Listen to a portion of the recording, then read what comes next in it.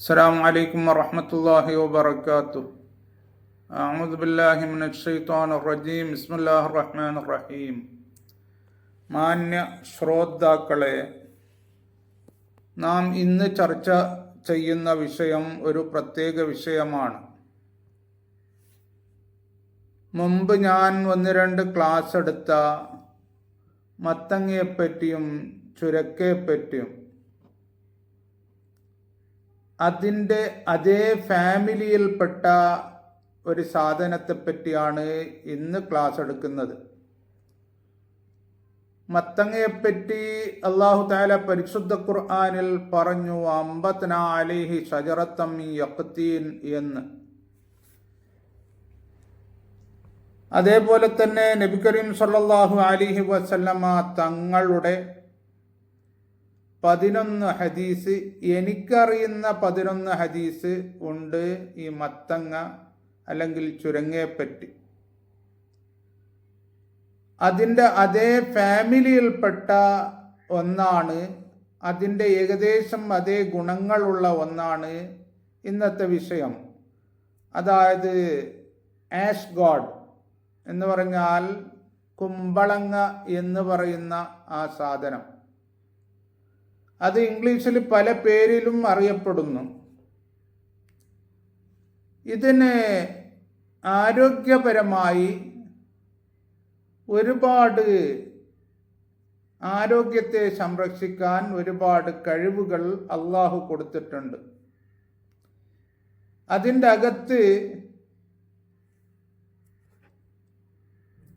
ഫാറ്റും അതുപോലെ തന്നെ saturated fat, carbohydrate, fibre, protein, vitamin A, B6, vitamin C, E ഇതുപോലെയുള്ള ഒരുപാട് സാധനങ്ങളുണ്ട്. Calcium, magnesium, phosphorus, zinc, iron, manganese, iodine, ഇങ്ങനെ തുടങ്ങി ഒരുപാട് അത്യാവശ്യമായ, നമ്മുടെ ശരീരത്തിന് അത്യാവശ്യമായ സാധനങ്ങൾ അതിൻ്റെ അകത്ത് അടങ്ങിയിട്ടുണ്ട്.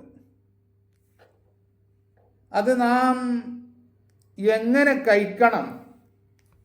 ജ്യൂസായി കഴിക്കാം, പക്ഷേ ജ്യൂസായി കഴിക്കുമ്പോഴേക്ക് കൂടുതൽ കഴിക്കരുത്. ദൈനംദിനം ഡെയിലി കഴിക്കുന്നതും അത്ര സുഖമല്ല. ഇടക്കിടക്ക് കഴിക്കുന്നെങ്കിൽ ഒരു ഗ്ലാസ് മാത്രം കഴിക്കുക, വളരെ നല്ലതാണ്. അതിന് വളരെയധികം പ്രത്യേകത ഉണ്ട്. അതിനെ നാം കറിയായി കഴിക്കൽ, പല നിലക്കും അതിൻ്റെ ഉപയോഗമുണ്ട്. അതിനെ കറിയായി കഴിക്കലാണ് ഏറ്റവും ബെറ്റർ. അതിൻ്റെ ബെനിഫിറ്റ്സ് എന്തൊക്കെയാണ്? ഈ ടൈപ്പ് 2 ഡയബറ്റിക് ഉള്ളവർക്ക്, മധുരത്തിൻ്റെ രോഗം കൂടുതലായിട്ട് ടൈപ്പ് 2 അല്ല കാണുന്നത്, അതുള്ളവർക്ക് ആ മധുരത്തെ നിയന്ത്രിക്കാൻ വളരെ നല്ലതാണ്. കൂടാതെ നമ്മുടെ ഹാർട്ടിൻ്റെ ആരോഗ്യങ്ങൾക്കും വളരെ നല്ല ഒരു സാധനമാണ് കുമ്പളങ്ങ എന്നുള്ളത്. അതേപോലെ ഈ വ്രണങ്ങളെ, പുണ്ണുകളെ മാറ്റാൻ അത് വളരെ സഹായകരമാണ് ഈ കുമ്പളങ്ങ. നമ്മുടെ കിഡ്നിക്കും വളരെ നല്ലതാണ്, കിഡ്നിയുടെ ആരോഗ്യത്തിന് വളരെ നല്ലതാണ്.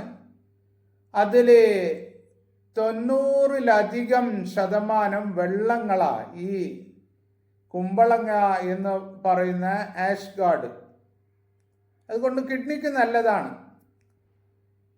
എങ്കിലും അതിന് ജ്യൂസ് കൂടുതലായിട്ട് കുടിക്കാൻ പാടില്ല, അധികം കുടിക്കാനും പാടില്ല എന്ന് കിഡ്നിൻ്റെ രോഗം ഉള്ളവർ അങ്ങനെ കുടിക്കരുത് എന്ന് പറയുന്നുണ്ട്.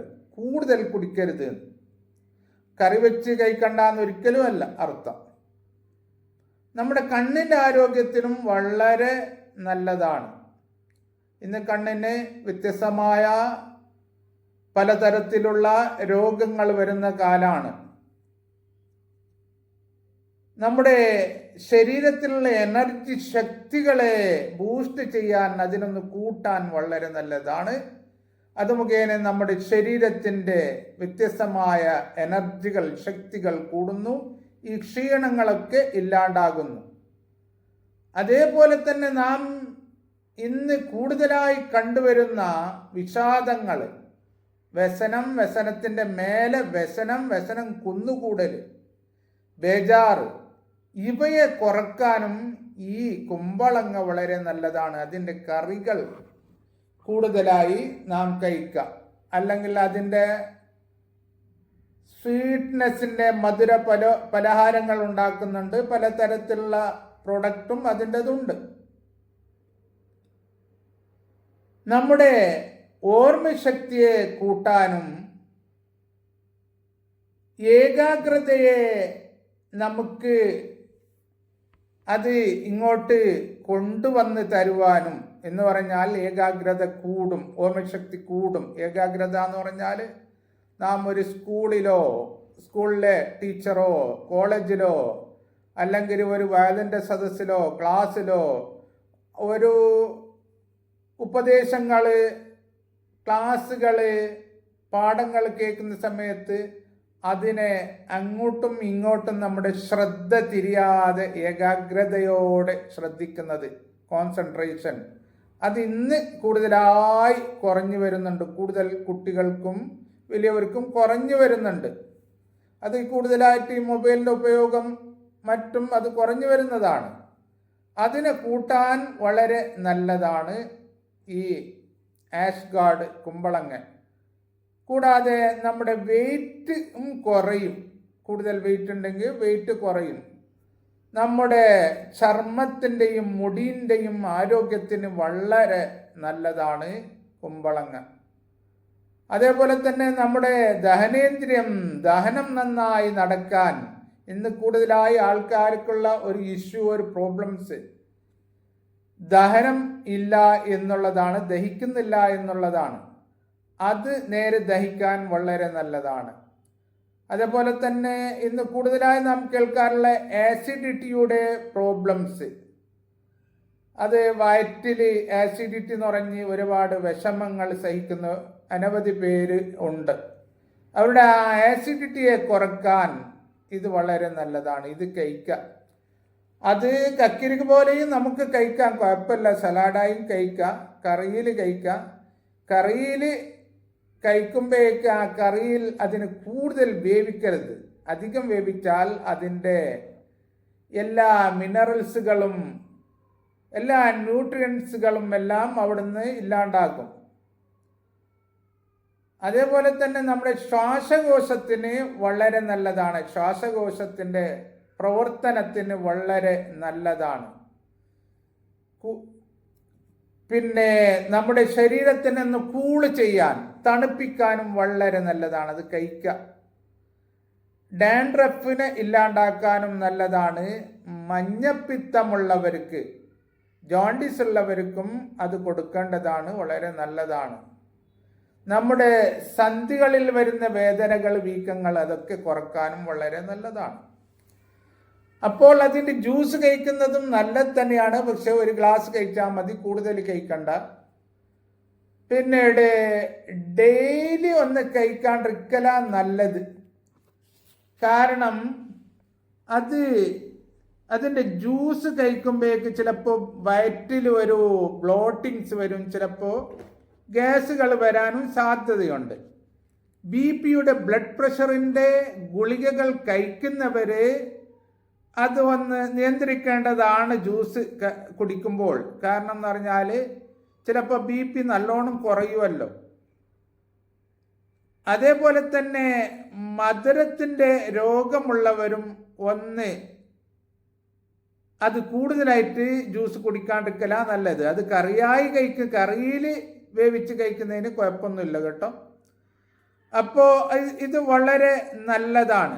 പിന്നെ എന്തെങ്കിലും നമ്മുടെ ശ്വാസകോശ സംബന്ധമായ എന്തെങ്കിലും രോഗങ്ങളുള്ളവർക്ക്, അതായത് ആസ്തുമാൻ്റെ രോഗമുണ്ട്, അല്ലെങ്കിൽ ഇങ്ങനെയുള്ളവർക്ക് അത് കഴിക്കാണ്ടിരിക്കൽ നല്ലത്. കാരണം പിന്നെ കൂടുതൽ അവിടെ തണുക്കും, പിന്നെ കഫങ്ങൾ നിറയും, ഇങ്ങനെയൊക്കെയുള്ള പ്രശ്നങ്ങൾ ഉണ്ടാകും. അതുകൊണ്ട് ആ ജ്യൂസ് കൂടുതൽ കഴിക്കുക. കറി വെച്ച് കഴിക്കുന്നതിനൊരു കുഴപ്പം ഇല്ല. ഇത് ഡെയിലി കഴിക്കുന്നെങ്കിലും ജ്യൂസ് കൂടുതൽ കഴിക്കരുത് എന്നാ പറഞ്ഞത്. നല്ലത് ഇടയ്ക്കിടെ 2 ദിവസത്തിനൊരിക്കൊക്കെ കഴിക്കാം നമുക്ക്. അതിനാണ് ഞാൻ എപ്പോഴും പറയാറുള്ളത്. എന്തൊക്കെ രോഗങ്ങൾ ഇതിനെ കേൾക്കുന്ന ശ്രോതാക്കൾക്കുണ്ട് എന്ന് എനിക്കറിയില്ല. നിങ്ങൾക്ക് അറിയുന്ന നിങ്ങളെ ഫാമിലി ഡോക്ടറെ അടുത്തോ അല്ലെങ്കിൽ അതിവിദഗ്ധനായ ആയുർവേദിക്കിൻ്റെ വൈദ്യന്മാരടുത്തോ അല്ല ഹോമിയോക്കാരുടെ അടുത്തോ ചോദിച്ച് നിങ്ങൾക്ക് കഴിക്കൽ നല്ലത് എന്ന് പറഞ്ഞാൽ ഇത്തരം പ്രശ്നം ഉണ്ടെങ്കിൽ കഴിക്കരുത് എന്നാണ് അതിൻ്റെ അർത്ഥം. ചുരുക്കത്തിൽ ഞാൻ പറയുന്നു, നമുക്ക് അത്യാവശ്യമായ എല്ലാ കാര്യങ്ങളും നമ്മുടെ കിച്ചണിലും നമ്മുടെ അടുക്കള പൂന്തോട്ടത്തിൽ ഗാർഡനിലും ഉണ്ട്. കാരണം പലയിടത്തും നാം കാണുന്നത് അടുക്കളയുടെ അടുത്തുള്ള ആ മുറ്റത്ത് ഒരു ഗാർഡൻ തന്നെ ഇങ്ങനെയുള്ള സാധനങ്ങൾ ഉണ്ടാകും. അല്ലെങ്കിൽ നമ്മുടെ വയലിലുണ്ട്, ധാരാളം ഉണ്ട്. പക്ഷെ ഇതെല്ലാം നാം ഉപേക്ഷിച്ചിട്ടാണ് ഇപ്പം ഈ പുതിയ ഭക്ഷണങ്ങളിലേക്ക് കടന്നു കയറുന്നത്. സത്യത്തിൽ നാം എല്ലാം ഉണ്ട്, പരിശുദ്ധ ഖുർആനിലും ഹദീസിലും അത് പറഞ്ഞിട്ടുണ്ട്. അപ്പോൾ നിങ്ങൾ ചോദിക്കും, ഖുർആനിൽ പറഞ്ഞോ ഈ കുമ്പളങ്ങയെ പറ്റി, ഹദീസിൽ പറഞ്ഞു. അതായത് അതിൻ്റെ സെയിം ഫാമിലിയാണ് ഇത്. അപ്പോൾ ഇതൊക്കെ ഉൾപ്പെടുന്നതാണ് അവിടെ പറഞ്ഞിരിക്കുന്നത്. അതുകൊണ്ട് ഇത്തരം കാര്യങ്ങൾ കൂടുതൽ കഴിച്ച് ഒരാഴ്ചയിൽ ഒരു 2 പ്രാവശ്യം 3 പ്രാവശ്യം വേണമെങ്കിൽ 2 പ്രാവശ്യം ശാസ്ത്രജ്ഞർ പറയുന്നത് മീൻ കഴിച്ച്, അതുപോലെ തന്നെ ഒരു പ്രാവശ്യം, അങ്ങനെ നിർബന്ധമാണെങ്കിൽ 2 പ്രാവശ്യം മാംസം ഇറച്ചി കഴിച്ച് നാം നമ്മുടെ ആരോഗ്യം മെച്ചപ്പെടുത്താൻ വേണ്ടി പരിശ്രമിക്കേണ്ടതാണ്. അല്ലാഹു തആല നമുക്ക് നല്ലത് ചെയ്യുവാനും അതേപോലെ തന്നെ എല്ലാവരും നല്ല മനസ്സോടെ സഹകരിക്കുവാനും അല്ലാഹു തൗഫീഖ് നൽകട്ടെ. ഈ ഭൂമിയെ അല്ലാഹു തആല എല്ലായിടത്തും ശാന്തിയാൽ നിറക്കട്ടെ. ആമീൻ. വാഖിറു ദഅവാനാ അൽഹംദുലില്ലാഹി റബ്ബിൽ ആലമീൻ. അസ്സലാമു അലൈക്കും വറഹ്മത്തുള്ളാഹി വബറകാതുഹു.